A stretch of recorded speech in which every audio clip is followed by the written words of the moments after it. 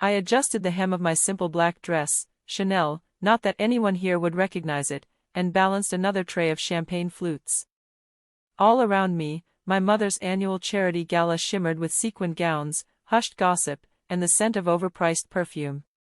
This was the same event where, just last year, they'd proudly announced my sister Victoria's promotion to senior VP at Goldman Sachs. Olivia, darling, my mother's voice floated over the crowd, laced with that trademark blend of affection and disappointment. The Ashworths glasses are empty. Do try to keep up. I swallowed the impulse to remind her that the Ashworths investment portfolio was currently managed by one of my subsidiaries. Instead, I smiled, nodded, and slipped back into the crowd with practiced grace. Still playing waitress? Victoria sidled up beside me, glowing in crimson couture. Fitting, I suppose.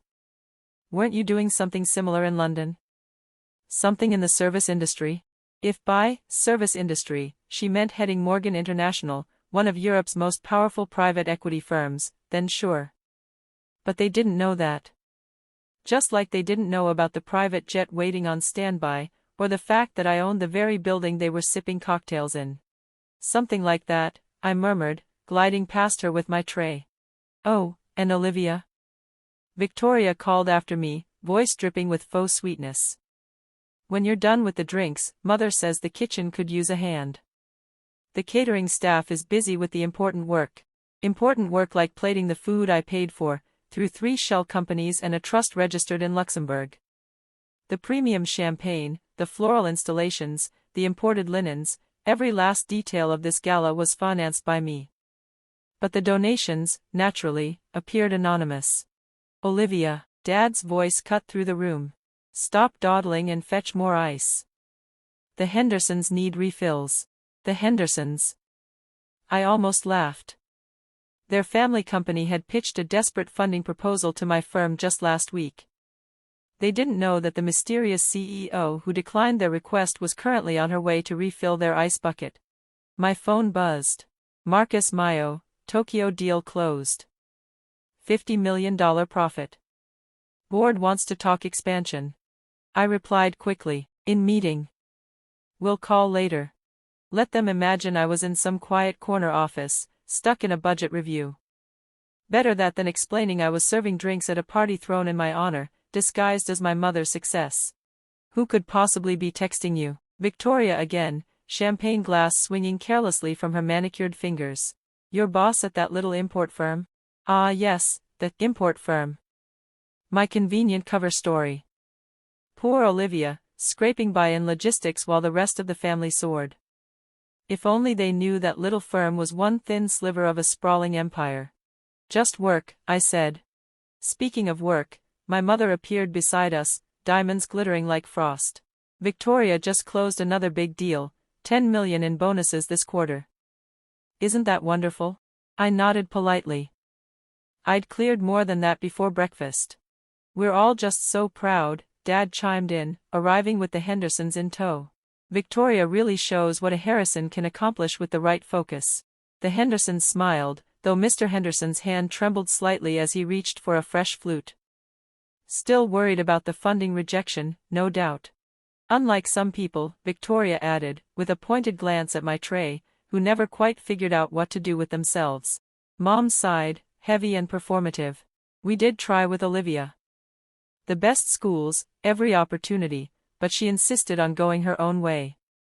Turned down that junior analyst job at Goldman, remember? She said she wanted to explore other opportunities, Victoria snorted. Now look, serving drinks. I guess someone has to. My phone buzzed again. London office, Royal Family's private investment team requesting a meeting tomorrow. Jet is prepped. See? Mom said, eyeing my phone. Always distracted. No wonder she can't keep a proper job. Actually, I began, but Victoria cut me off with a smirk. Oh, let her check. Probably picking up another shift. We all know she needs the money. Dad sighed as if on cue. At least make yourself useful tonight, Olivia. The kitchen staff needs help with cleanup. And something inside me, something small but final, broke. 3 years I'd worn this mask. 3 years of letting them believe I'd failed, while quietly building one of the most powerful financial networks in the world. I really should go, I said softly. I have a meeting. Victoria laughed, a little too loudly, drawing glances from the surrounding guests. A meeting? At this hour? What is it? Last call at the pub. Olivia, Mom snapped, her voice suddenly sharp, you will stay and help clean up. It's the least you can do, after everything we've spent on tonight. The expense she meant, of course, was mine. Filtered through enough shell companies to keep them oblivious. The hired help doesn't leave until the job's done, Victoria declared, raising her glass like a queen addressing her court. Isn't that right, sister dear? I glanced around the room. At the Hendersons, whose company I'd rejected just days ago. At the Ashworths, unaware I controlled their entire portfolio. At Victoria, basking in the glow of deals I'd outgrown years ago. My phone buzzed. James, car is ready. Pilot confirms smooth weather for London. All clear. I looked down at the tray in my hands, then at my family's smug, self-satisfied faces. Maybe it was time. Actually, I said, setting the tray gently on a side table, I do have a rather important meeting. More important than your mother's charity gala? Dad's voice rose in disbelief. More important than helping your family? Victoria smirked. What is it? Restocking a convenience store. I straightened my dress and checked my watch, a Patek Philippe, worth more than Victoria's car. Something like that. Absolutely not, Mom hissed, stepping toward me. You will stay and help clean. That's all you're good for, anyway. The room quieted, tension rising like static. Eyes turned. Conversations died. I smiled and pulled out my phone. Let me make a quick call. A hush fell. Even Victoria seemed intrigued, her smirk widening as she prepared for another round of public humiliation at my expense. James, I said into the phone, loud enough for the room to hear, please come up, and bring the contracts for the Henderson merger. Mr. Henderson froze mid-sip. The what? Before anyone could respond, the double doors swung open. James, impeccable in his tailored suit, entered with calm authority. Behind him came my executive team, elegant, focused, and unmistakably powerful. Madam, James said with a slight bow. Your jet is fueled and waiting. The royal family's investment team has moved breakfast to Buckingham. They're eager to discuss the merger. You could hear a pin drop. Victoria's expression fractured, confusion folding into disbelief. Thank you, James. I turned to Mr. Henderson, who looked as though he might drop his glass. I apologize for the subterfuge. I wanted to assess your company myself before revealing my identity. Unfortunately, as CEO of Morgan International, I don't believe your business model is viable. A murmur rippled through the crowd. Morgan International? Mom whispered, stunned. Yes, I said simply. The largest private equity firm in Europe. I paused, then added, though we've gone global now. That little import company you've all mocked? Just one of many subsidiaries. Dad's face went pale. That's impossible. You couldn't what? I asked softly. Build a multi-billion-dollar empire? Run one of the most powerful investment firms in the world while you thought I was struggling to make rent? Victoria staggered back, clutching the back of a chair. But I'm the successful one. I'm senior VP at Goldman. Ah, yes, I said, and nodded to one of my team members. He stepped forward, presenting a folder. Goldman's board approved our acquisition of your division this morning. Effective next week, you'll be reporting to my Asia-Pacific director, assuming we decide to retain your team. The whispers had turned into a low roar. This gala? I gestured around the opulent room. Funded entirely by me, through a network of anonymous shell donations. This building? I bought it last year. The champagne? I smiled. From my vineyard in Bordeaux. Mom collapsed into a chair, her diamond-studded mask of poise shattering. Why didn't you tell us? I met her gaze. Would you have listened? You couldn't even imagine me handling a junior analyst job. So I let you believe what you wanted. Until the moment you'd have to see the truth. Dad's voice cracked. You think we need you? I tilted my head slightly. The Henderson merger is just the beginning. Did you really think your company's miraculous turnaround last year came from nowhere? Those mysterious investors who saved you from bankruptcy. I paused. That was me. Victoria's face had turned a remarkable shade of green. Her champagne glass trembled in her hand. And finally, silence gave way to awe. The London office. Those meetings you thought I was having, they were with me. A cultured British voice cut through the silence. Everyone turned as Lord Sheffield, one of Britain's most renowned financiers, entered the ballroom.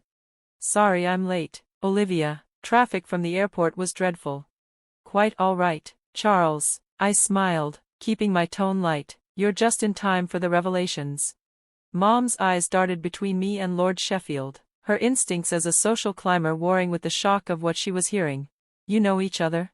Oh, we're quite well acquainted, Lord Sheffield chuckled. Your daughter's firm manages most of the royal family's private investments. Brilliant mind for business, though I must admit, I never expected to see her serving drinks at a party.